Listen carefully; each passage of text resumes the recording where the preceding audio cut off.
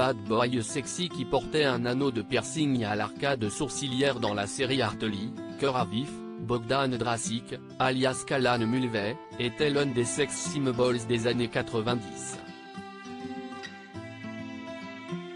S'il jouait à l'époque un lycéen passionné de skateboard amoureux d'Anita à Sydney, le beau gosse, qui a remporté le Logie Awards du nouveau talent le plus populaire dans une série télévisée dramatique en 1998, a vécu une lourde épreuve dans les années 2000. En mai 2004, il a été victime d'un grave accident de voiture qui l'a plongé dans le coma durant 8 jours. À son réveil, l'acteur a perdu un œil, la mâchoire broyée, les os de son visage disloqués et souffre de multiples fractures sur tout le corps.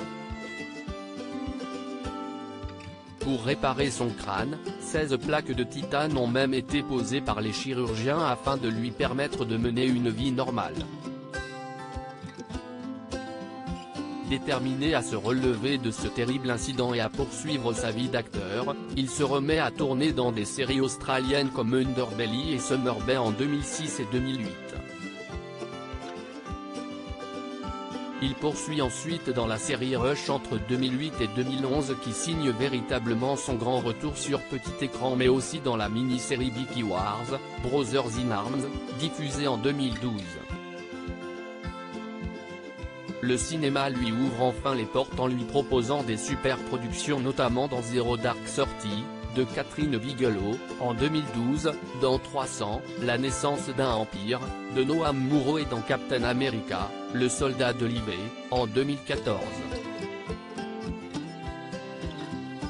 En 2016, il joue dans Batman vs Superman, l'aube de la justice où il incarne le rôle d'Anatoly Kniaziev, surnommé Kugbist, chef de la mafia russe Olnsevskaya Brateva qui travaille notamment comme homme de main du Pingouin. La même année, il joue également dans l'adaptation Warcraft, Le Commencement, une adaptation de Duncan Jones. Plus récemment, en 2020, il joue auprès d'Eva Green dans la série The Luminary et dans Shadow in the Cloud aux côtés de Chloé Moretz. En 2022, il sera dans le film The Gray Man d'Anthony et Joe Russo avec Ryan Reynolds et Chris Evans. Côté cœur, il est marié à une enseignante, Rachel Thomas, depuis décembre 2010.